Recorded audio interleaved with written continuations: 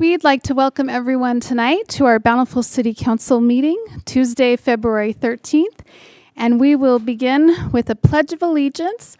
This is Alex Kais, and he's here on his 12th birthday to lead us in the Pledge of Allegiance.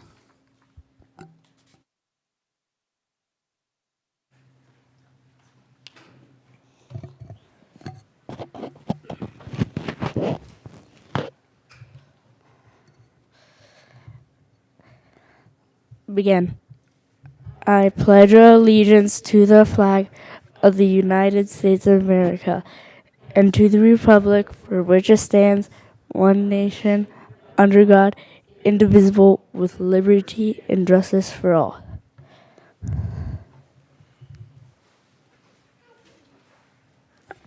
Thank you so much for being here to do that today, Alex, and happy birthday.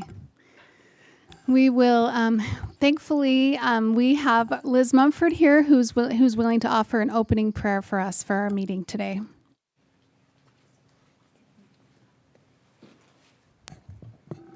Our dear kind Father in heaven, we're so grateful that we're able to assemble here this evening with the Bountiful City Council. We're grateful for their service. We're grateful for the opportunity to live in this free country and for the freedoms that we enjoy. And we ask that thy blessings would be upon the council, that they can have wisdom and insight as they make important decisions and lead our city. We're grateful for the residents and all those who participate in this process and make this a community a great place to live. And we're thankful for the many blessings that we enjoy and say these things in the name of our Savior, Jesus Christ. Amen.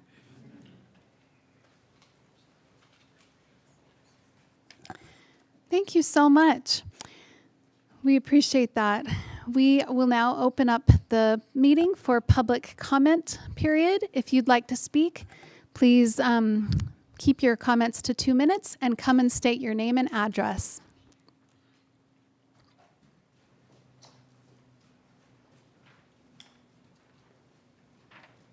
Good evening, Council. Thanks for the opportunity to speak with you. My name is Liz Mumford. I'm a Bountiful resident. I live at 4435 Sunset Circle in Bountiful.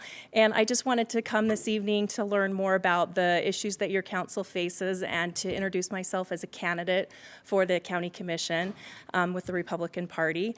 And I just wanted to share with you how important I feel like municipalities are in that process. It's a top priority for me to build collaboration and support the different cities as you work through challenges in transportation and infrastructure and obviously growth and housing and some of those things that we're facing across our county. So I'll share my contact information with you via email, but feel free to reach out anytime. And thank you for your service. I really appreciate each of you. Some of you I've worked with for years on different things, and others of you I hope to get to know better in the coming weeks. And thank you for the time this evening. Thank you very much. Is there anyone else that would like to share a public comment? Seeing none, we will move to the next item, which is to consider approval of minutes of previous meetings held January 11th, 12th, and 23rd, 2024. Mayor, I'd make a motion to approve the minutes for January 11th, 12th, and 23rd. Second. All in favor? Aye. That motion passes. Thank you. And now we will move to council reports. Do you have a report tonight, Councilman Higginson? Nothing this evening, Mayor. Thank you. Councilman Murray? Nothing this evening. Thank you. Councilwoman Price-Hewish?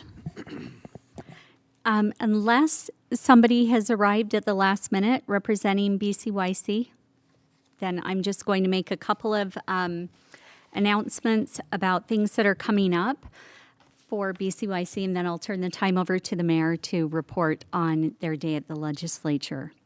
They are busily planning away for the Bunny Hop, which is really such an amazing community event, and that is on the schedule for March 23rd. And they are also looking forward to volunteering at the food pantry and at a care center. And they are just so anxiously engaged in doing good work. They're truly an example of the best in Bountiful.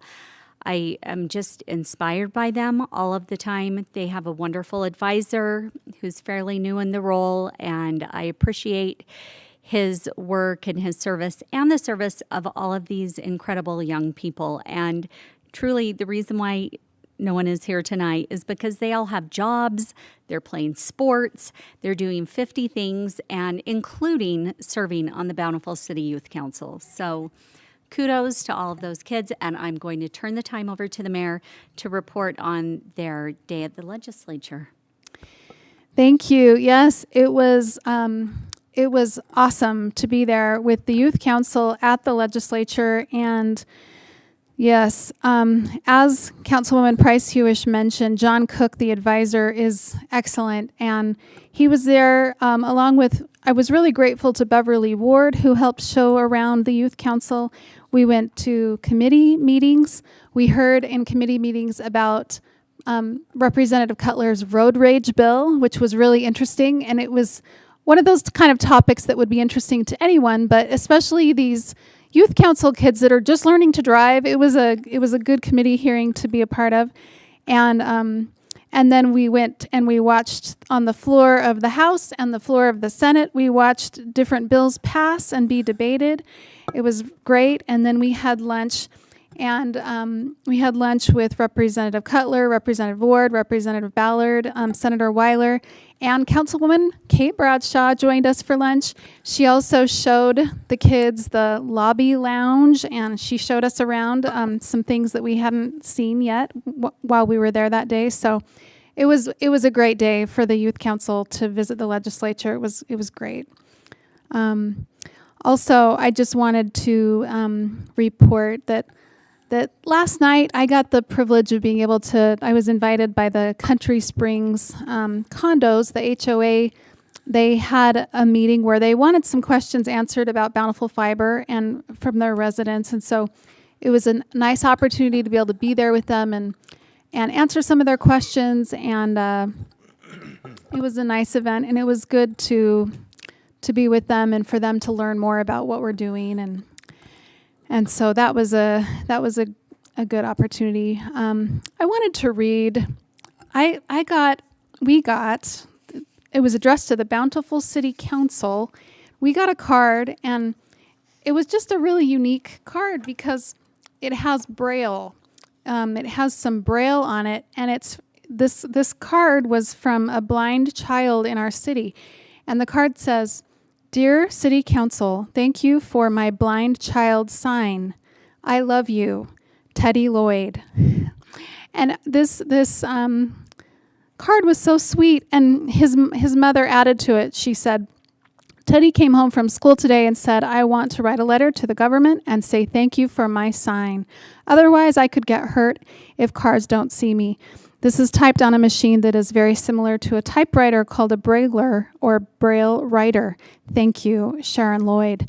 And it was just a reminder to me of the things that the city does that people may or may not notice, but it was gratifying to get this letter from a child that was appreciative for the things that the city does. And so it was meaningful, and I just wanted to share it.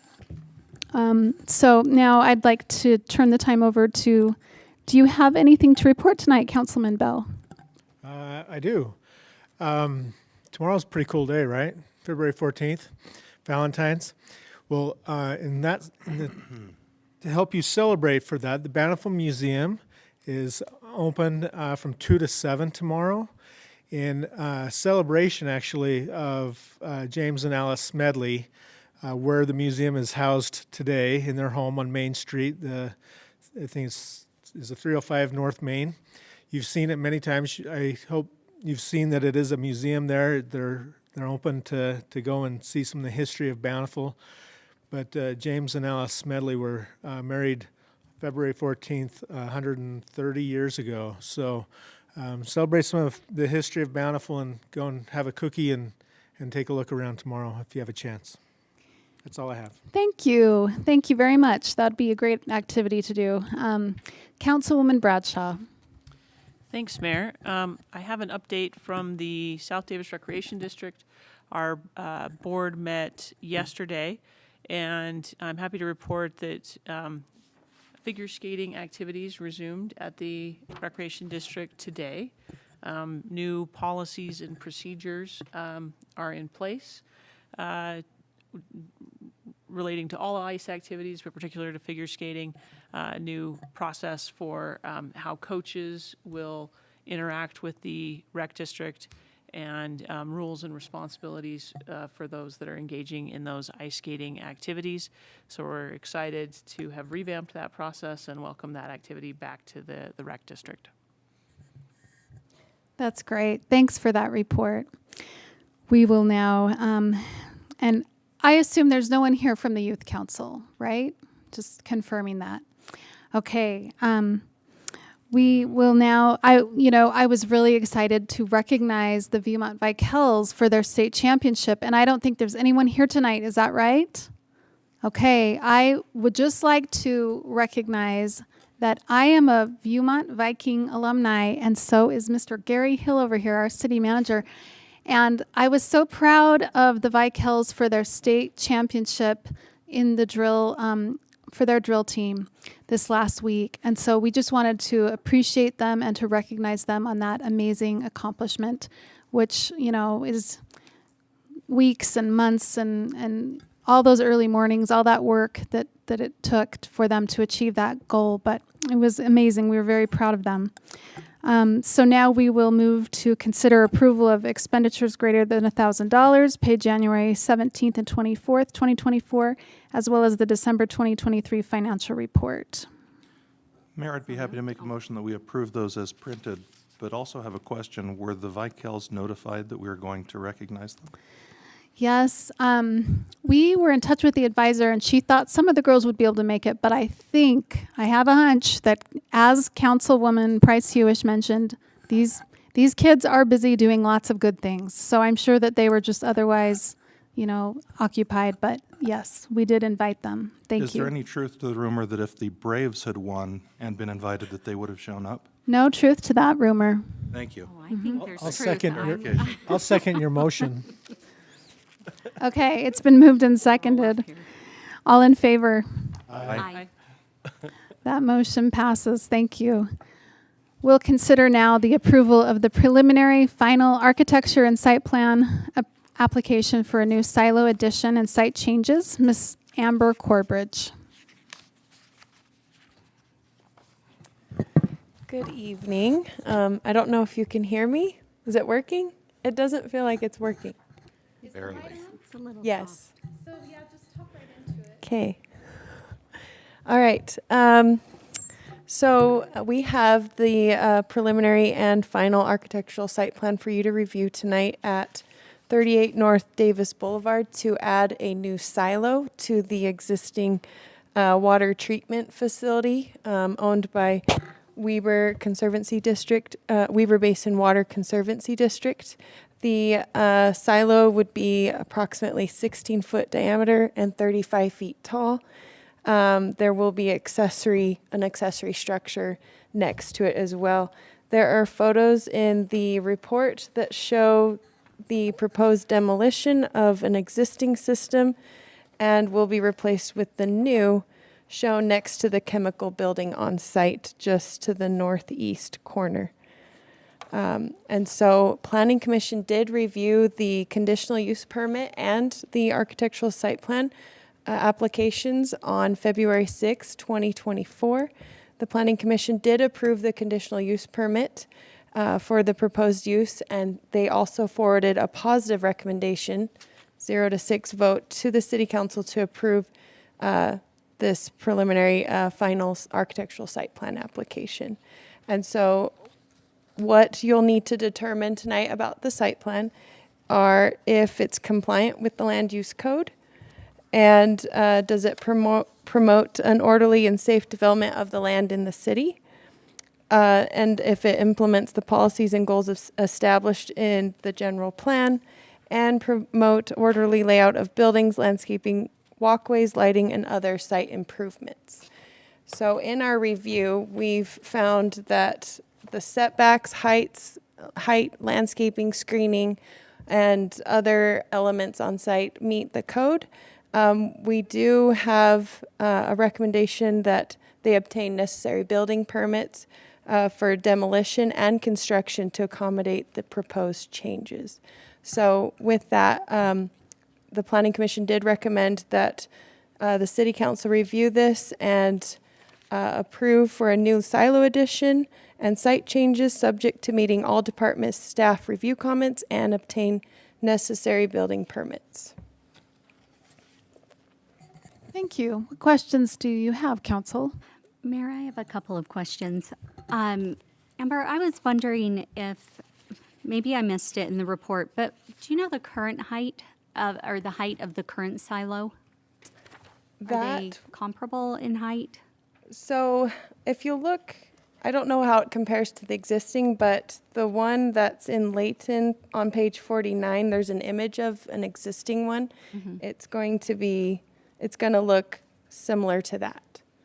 And the applicant is here. He may be able to answer your first question. Did you hear the question? I was wondering what the height of the current silo is. Yeah, so it's actually not a silo, it's just a building. Oh, that okay. houses the current system. I would say it's 10 to 15 feet in height right now. So that just brings me to my second question. On page 55 of the report and then subsequent pages, it looks like, and I'm not a pro at reading these kind of elevations, but it looks like it's maybe, and I know that this is fairly close to the backyards of people who live on Center Street, like the new silo and the chemical building. So I'm just wondering, it looks like these elevations are kind of going down. So even though it's going to be 35 feet, it's going to be kind of tucked down a little. Is that, I just wanted to kind of confirm that as far as like how this might impact the neighbors in the neighborhood. Yes, so visibility, I would say on Center Street shouldn't be an issue with the grading, especially with the chemical building. We kind of position the silo to sit behind the chemical building. There's also a hillside behind the silo. And then there is a field that sits much higher than our existing plant. So visibility-wise, it's not going to be very noticeable. From Center Street, it probably won't be noticeable. You might just see the accessory structures, maybe 5 feet of the silo. From the backyard, from the hillside, you might see a bit more.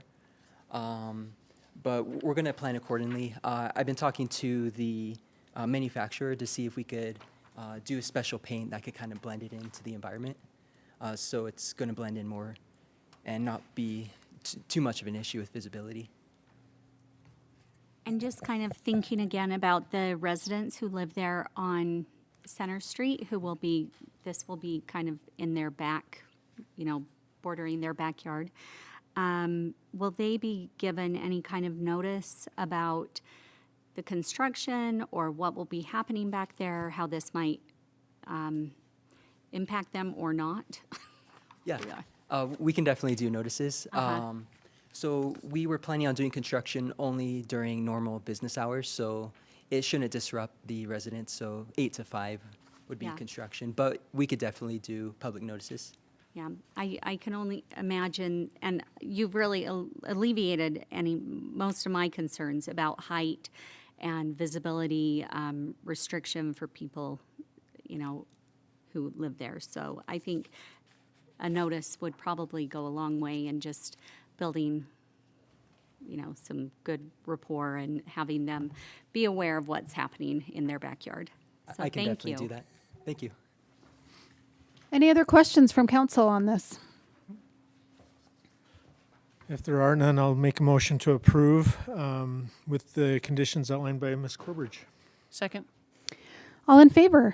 Aye. That motion passes. We will now, Jerry, are you up next to help us? Okay, great. We'll hear now from Mr. Jerry Wilson to consider approval of a purchase of a Ram 1500 crew cab truck. Hey, Mayor and council members, thanks for having us here tonight. So as a part of our 10-year capital plan, one of our pickup trucks is up for replacement. So in looking around, normally we order one because we can get a better price, but order times or lead times for ordered pickup trucks are 9 months plus. And so we asked the dealers if they had anything on lot that they could give us government pricing for. And so we got 3 bids, one from Murdoch, one from Performance, and one from Young Automotive Group. And we budgeted $40,000 for the truck, and the lowest bid came back at $42,522.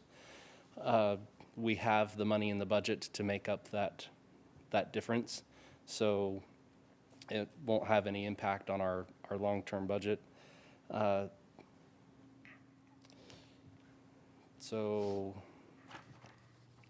let's see, recommendation. It's the staff's recommendation that the city council approve the purchase of the Ram 1500 crew cab truck from Young Automotive Group for $42,522. Thank you. Any questions? Make a motion to approve as presented. Second. Seconded by Councilwoman Price Hewish, and all in favor? Aye. Any opposed? Okay, thank you for your help, Jerry. Okay, for this next item, we'll turn it over to Mr. Hill to consider approval of a proposal from JMR Construction. Thank you, Mayor and Council. Each year, the city enters into a contract for concrete replacement, and we've done this for a number of years. This is the program that we use not only to make concrete replacements on curb, gutter, and sidewalk for city projects, but it's also the program by which we allow residents to cost share to replace their drive aprons or sidewalks. This is a program we've had in place for a long, long time. In multiple occasions over the last multiple opportunities over the last 30 years, we have bid this work out. The last several years now, we have included a provision in these contracts after bidding them out that we have the ability to extend them up to 2 times if the terms are mutually acceptable to the contractor and to the city. Our current contract is with JMR Construction. They've held this contract several times over the past 30 years. Have been a great partner with the city and done a great job. They have submitted a proposed increase to their existing contract of 10%. As the engineering department went out and looked at comparable concrete costs, we feel like this is an acceptable price. We don't believe we would get a better price if we rebid the project out. So it's the city staff's recommendation that we extend our contract with JMR for 2024 with a price adjustment of 10% to the 2023 pricing. Happy to answer any questions, and we have Mr. Eggett here from JMR too, who's I'm sure happy to answer any questions. I do have Passing a question, the buck. if that's okay. I was wondering what kind of inspections are done on the concrete months and years after the fact, after it's been installed. I know it's inspected at the time of the work. Is there a process a year later or 2 years later? We don't really inspect the concrete years later after the installation. I'm going to look at the Eggetts to make sure I'm not saying anything wrong here. But there is a certain point in time after which the concrete is curing where you have a 95, 98% reliability test on the concrete, and further testing doesn't improve the reliability of it. Yeah. If your question is then inspecting those improvements after, if it's a public improvement, we have 1 year to accept it. And so it gets re-inspected before those public improvements are turned over to the city. And the state law is the one that stipulates that we can only have 1 year before we can re-inspect them.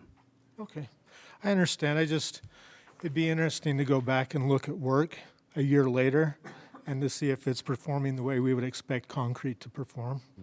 You know, concrete typically, we got areas of our city that has concrete work that's 50, 60 years old, very, very old, that looks really well. And I just hope that our concrete that we're installing today is performing as we'd expect. I understand it's a 1 year warranty, which is probably makes sense for a number of reasons. But I hope that it's exceeding that 1 year expectation. I don't know if it always is. I think we're pretty cautious about anything that's going to ultimately be owned by the city and the taxpayers.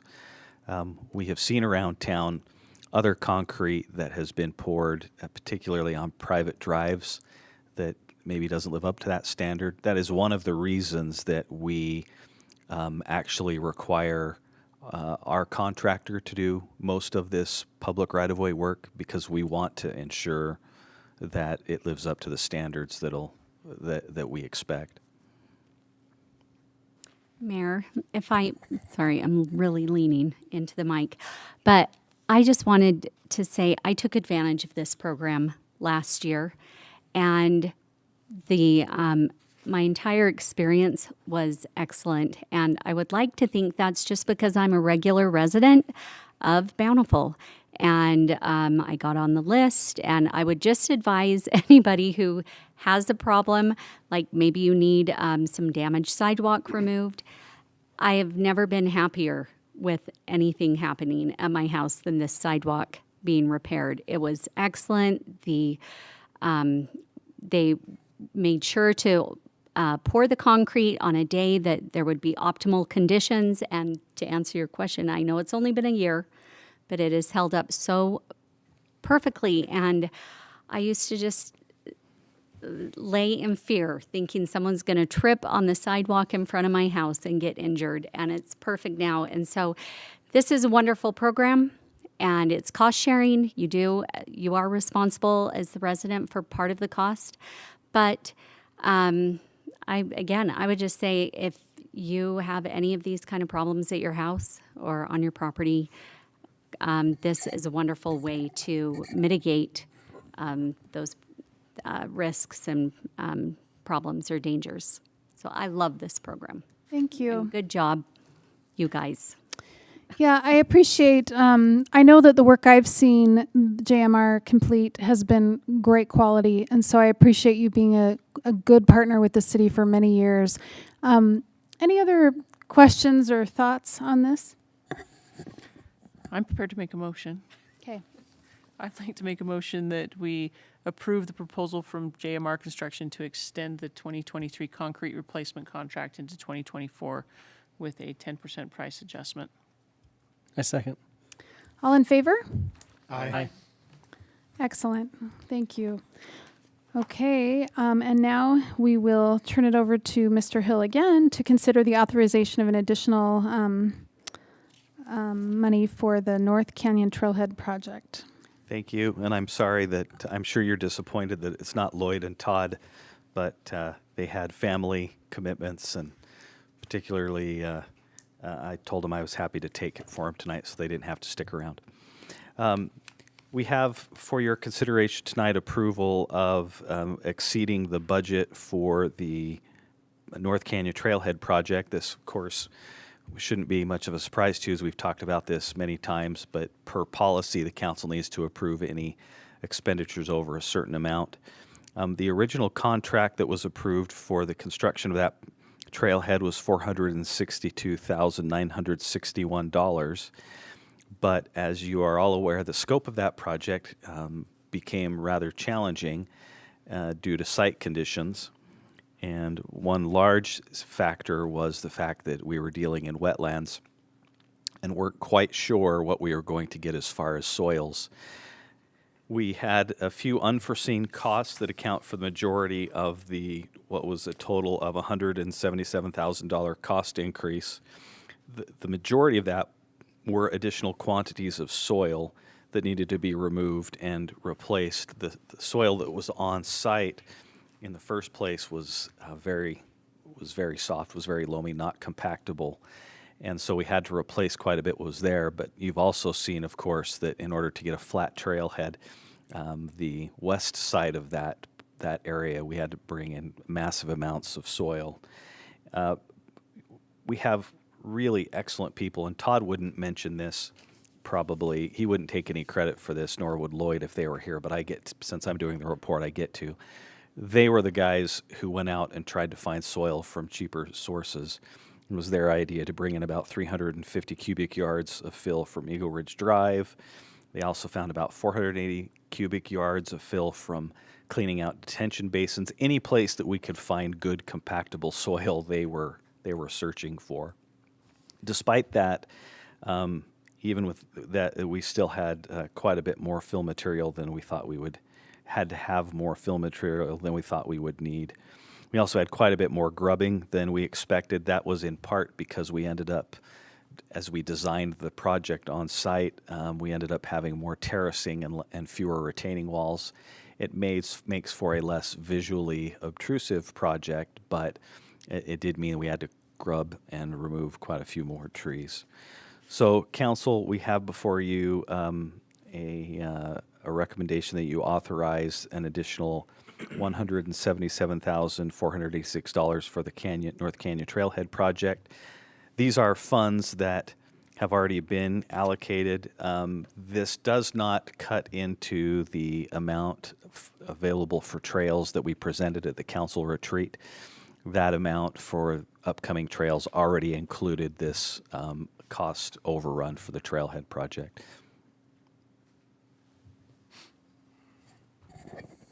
I had a question about, it's on the first paragraph on page 71, where it says, including optional fence item to fence the west property line.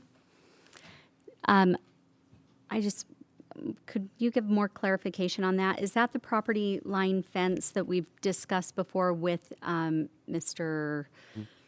Slatter? Yeah. And so,